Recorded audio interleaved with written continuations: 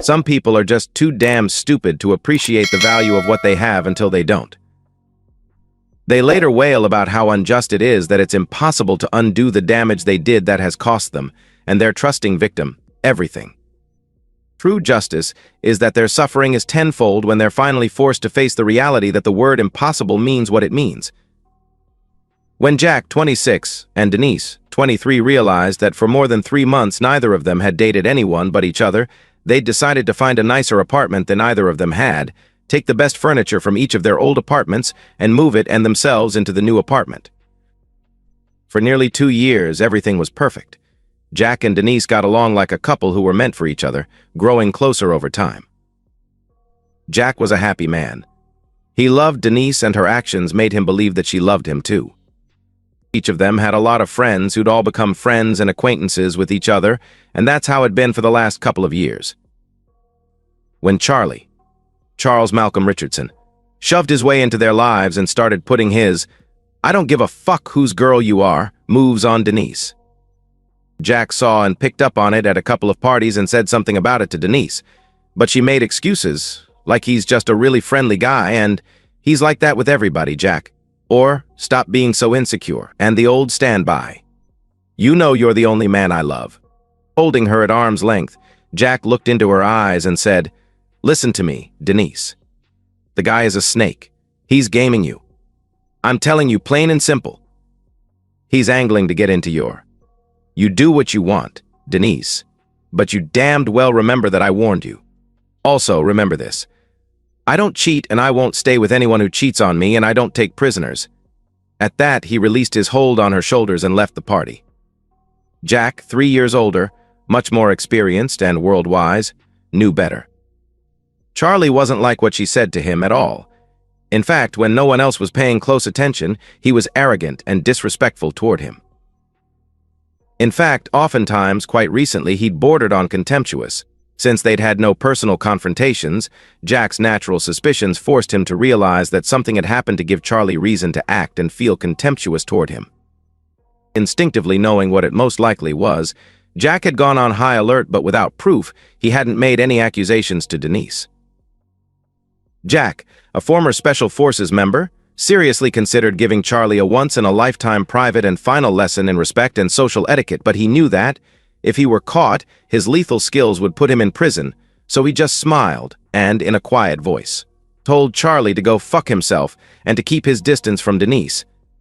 6'3" Charlie just snorted, looked down at Jack, dismissively, then laughed out loud as he turned and walked away. Jack never said a word to Denise, but by her demeanor it was soon clear to Jack that she knew of his confrontation with Charlie. Knowing that there was only one way that she could know of it, Jack felt the sadness of loss grow and spread like a fungus. A couple of weeks had gone by since the incident with Charlie when Denise gave Jack a sad tale about getting a call at work, that her Aunt Doris was sick and had asked her to go spend the coming weekend with her.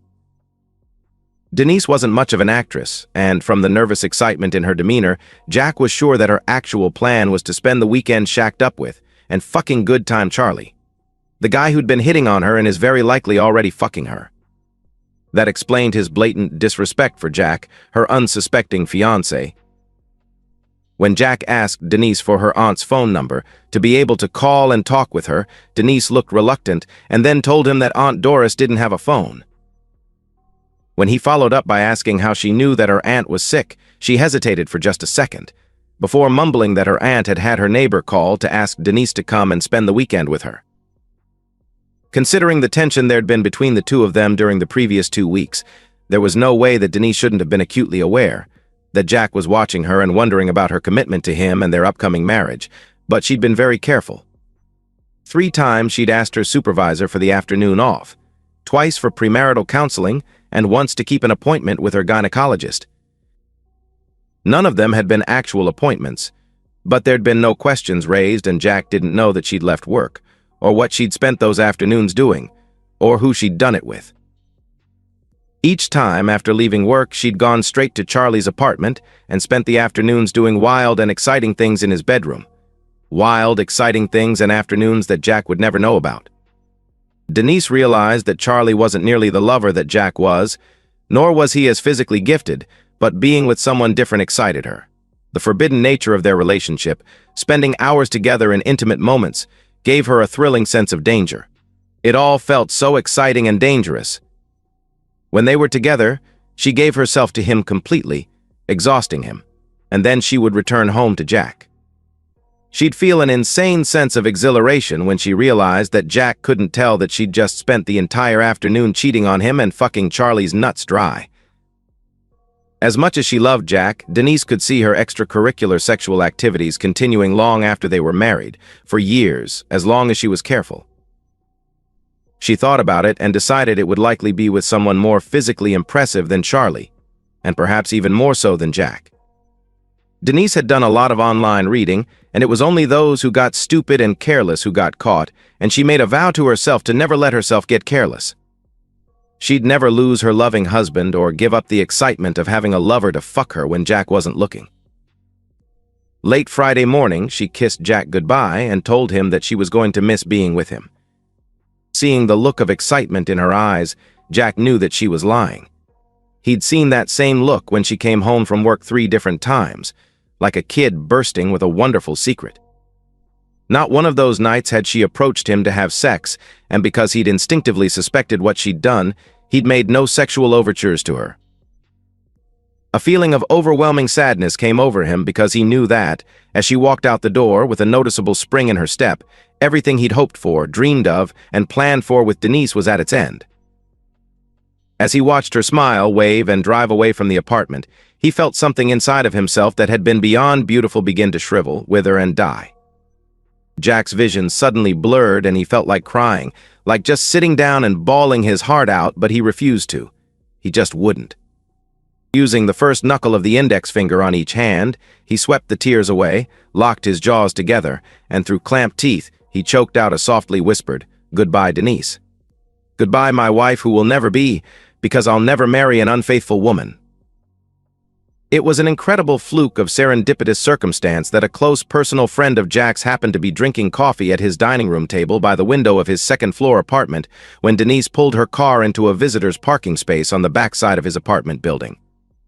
Ed and Jack knew each other like close brothers because they'd trained together and then served together for 2.5 years in the same unit in the mountains of Afghanistan.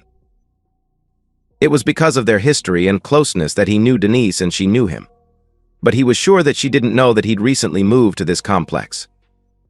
Even if she did, he knew that she damned well had no business being here or anywhere near this rough neighborhood without Jack, and that fact had Ed's fully focused attention. He'd only just set his cell phone to video and begin recording what he was seeing, when he saw the asshole, Charlie Richardson, pull his car in and park it next to Denise's. He continued recording as Charlie got out of his car and walked to Denise. He pulled her into his arms and gave her a hot kiss, while she wrapped her body around him and tried to outdo his kiss.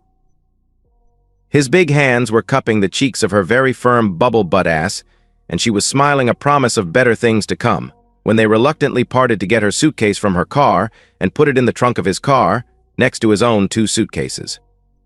After Denise closed and locked her car, she quickly went around and got into Charlie's car and they left the lot. But not before Ed, who, like Jack, both Special Forces snipers, had zoomed in on Charlie's license plate.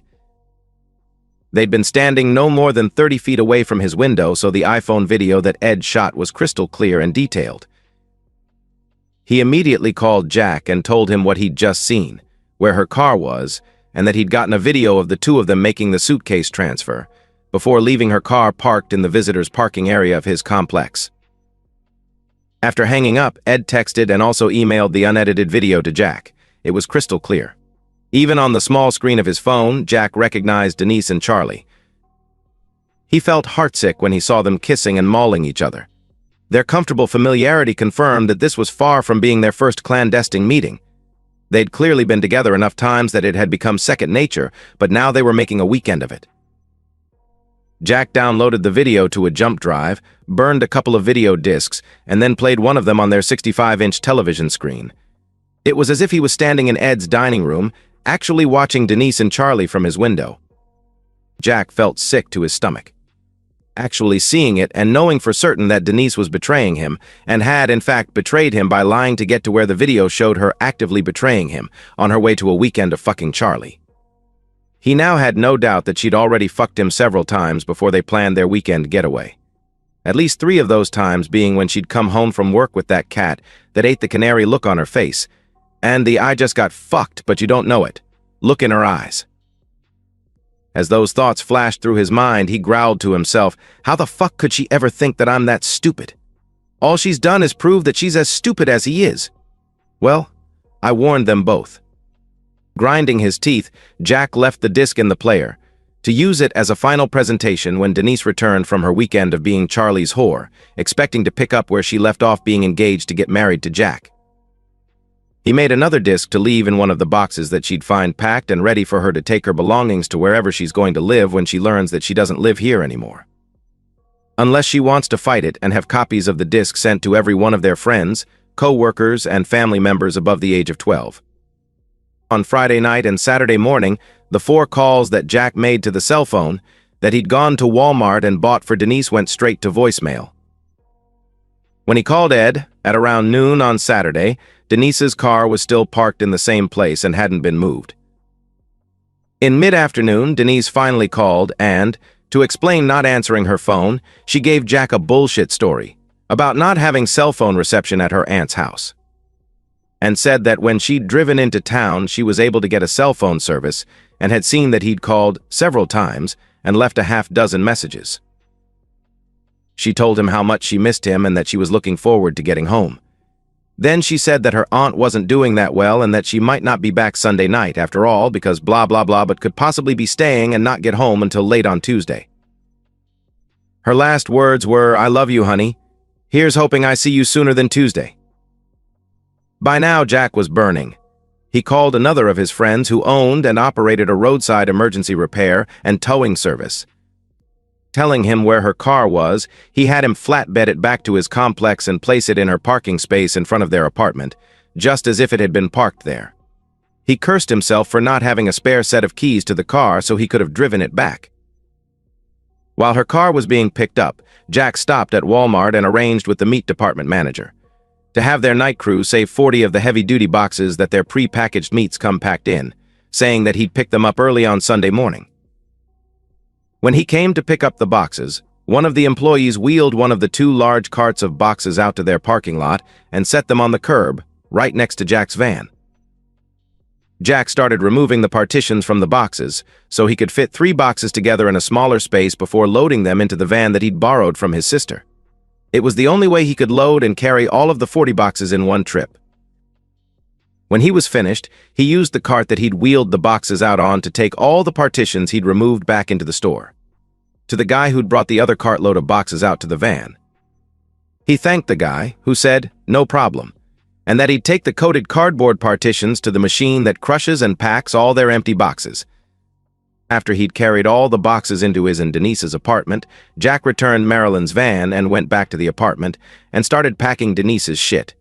He was determined that, by the time she got back, every single thing she owned would be separated from his, boxed and stacked by the door.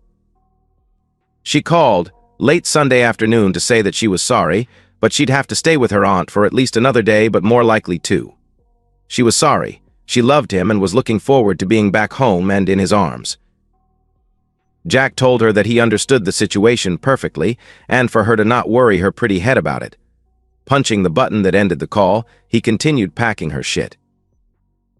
When Jack was done sorting her stuff from his before packing, boxing, and stacking it, he left 2 bottles of her douche and a morning after pill on a bright red plastic picnic plate, sitting at eye level on top of the box that was closest to the dew, right where she couldn't possibly miss seeing them and understanding their significance.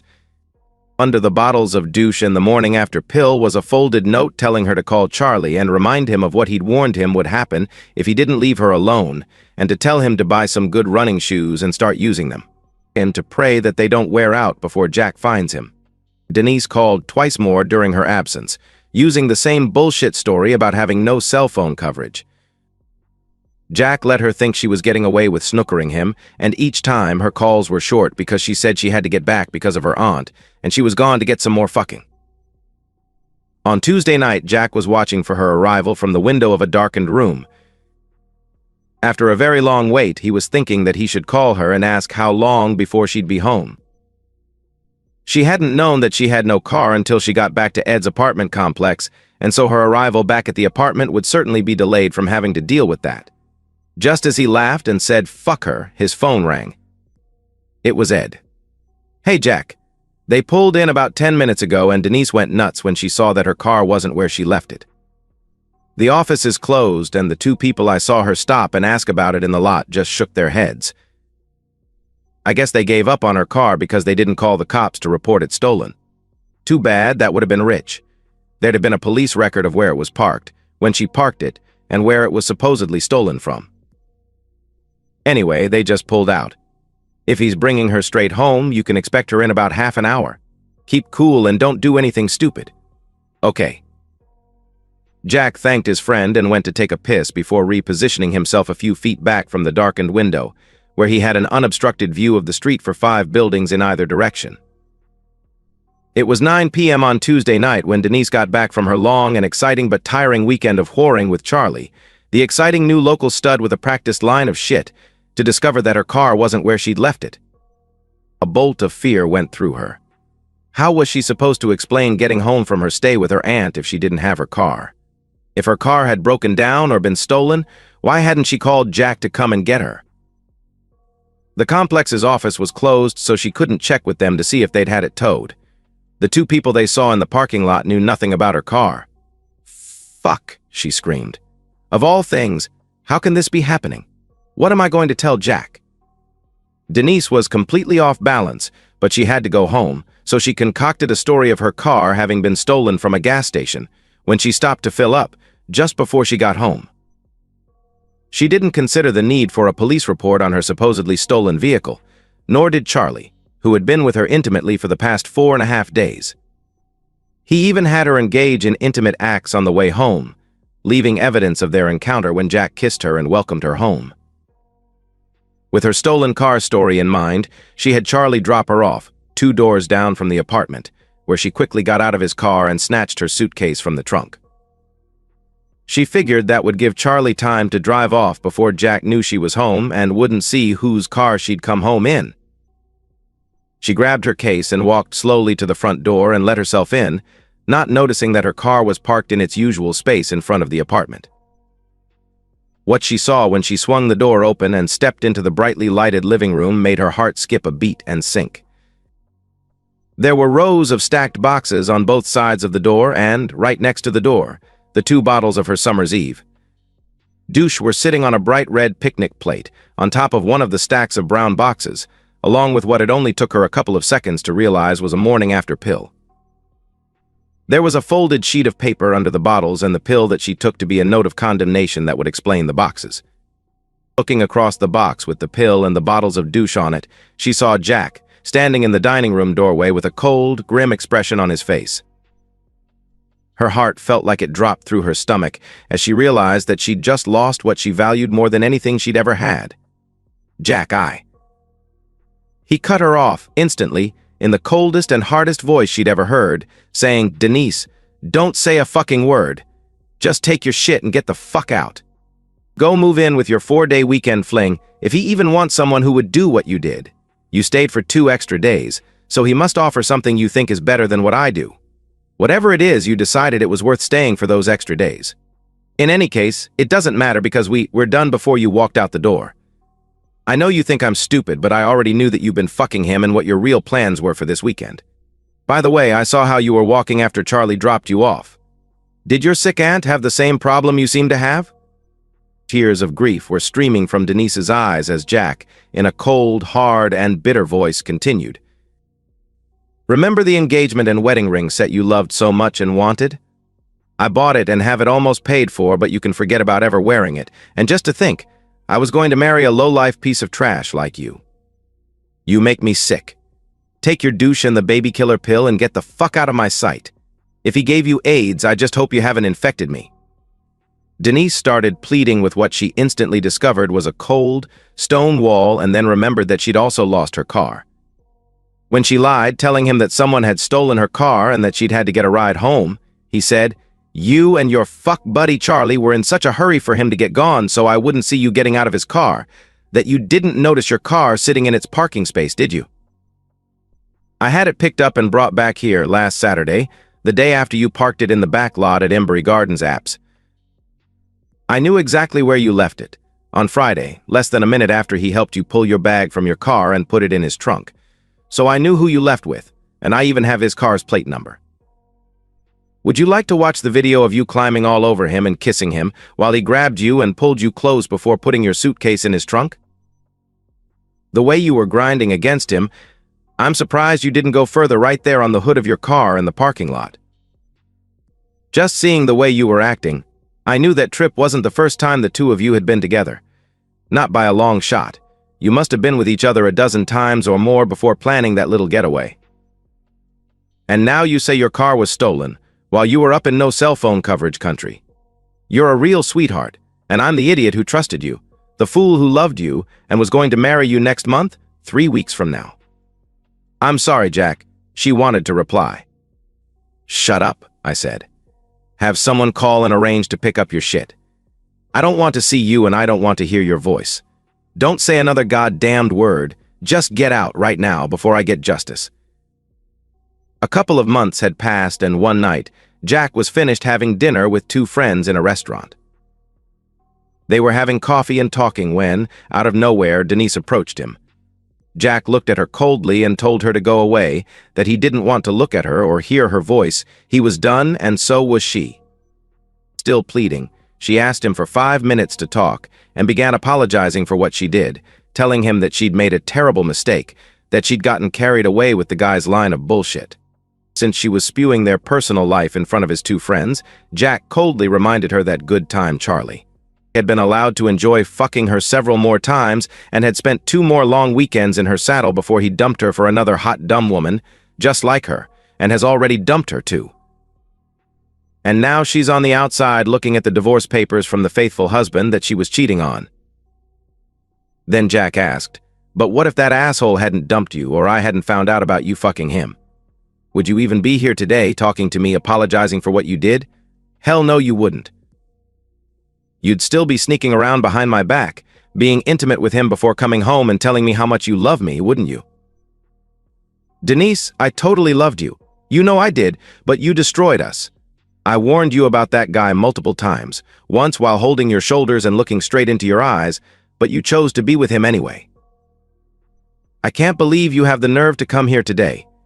After what you did, do you really think I'm stupid? You have to know there's no way I could ever trust you again, not after what you did. Even if I didn't catch you again, I'd always be waiting for the next time you wanted to be with someone else. After getting caught this time, I know you'd just be more careful, but sooner or later I'd catch you. If you had loved me to begin with, you would never have risked losing me by being with him. But you did. You took a chance because what you were after was worth more to you than losing me was. You were willing to gamble on losing me and my love for you because he has money, expensive cars, and no respect for anyone else. You gave up what we had for a chance at money and excitement. How does it feel to stand there knowing you'll never be loved, held, or made love to by me again? Never. Not ever. Denise was sobbing, pitifully as I continued. As much as I still love you and ache for you, I'll never put my heart, love, and trust at risk with you again. I can't afford to and you don't deserve it. Even if I never caught you, I know that, sooner or later, you'd see a golden opportunity and use it to piss on me again. As Denise sat there weeping, Jack said, I know I've done all the talking, but are the 5 minutes up yet? Yes. She barely choked out and then, in a broken voice, added, I'm so sorry, Jack. I won't bother you again. Then she began to cry like a lost soul. Slowly, Jack stood up from the table, apologized to his friends for leaving early and, without looking back, walked away and out of the restaurant. In the early morning hours, 4 months later, Charlie's barely recognizable body was found draped over the edge of the dumpster behind a ritzy restaurant. The local news reported police officials as saying that he'd been viciously beaten to death and that early indications were that the vicious killing had been methodical and intentional. Most likely done by a professional because Mr. Richardson still had a thick roll of cash in his pocket, an expensive wristwatch, his cell phone, and a wallet filled with black and gold credit cards. Charlie had earned a reputation as a womanizer who didn't care whose girlfriend or wife he pursued. However, due to his family's influence and power, he had been considered one of the untouchables. As the news segment ended, the reporter solemnly stated, "Unfortunately, family wealth and power don't shield anyone from the Grim Reaper." Charlie's murder was never solved, but as a result of that newscast, it was commonly referred to as the Grim Reaper killing. At the funeral home, there was one large black lily among all the flowers that were delivered with a card signed, "Grim Reaper," that read, "Charlie, you're now where you belong. Only you know that I was the last to see you alive and ask, was she worth this price, worth losing 40 or 50 years of your life? This beating is my personal payback, but it's merely a down payment on your long overdue debt. Before I looked into your eyes and said, 'Goodbye, Charlie,' it's your turn on the shit end of the stick." Jack had parked his rental car on the outside of the cemetery gates and been standing there, watching the ceremony from the far side of the car. From his chosen location, he had a clear view to the burial plot. When the preacher had finished with his pious once upon a times, hereafters, ever afters, Jack's eyes stayed focused on the box until it disappeared into the ground. With a smile as grim and as cold as his eyes, he thought, "I wonder if she ever told him to buy that pair of running shoes. After what happened to Charlie, I wonder if she's thinking of buying a pair for herself." And that's the end of today's story. If you enjoyed it, please give this video a thumbs up and drop a comment below. Your support helps the algorithm push my content further. If you're new to the channel, don't forget to hit that subscribe button. It really helps me keep creating more stories for you. Thanks for watching, and I'll see you in the next one.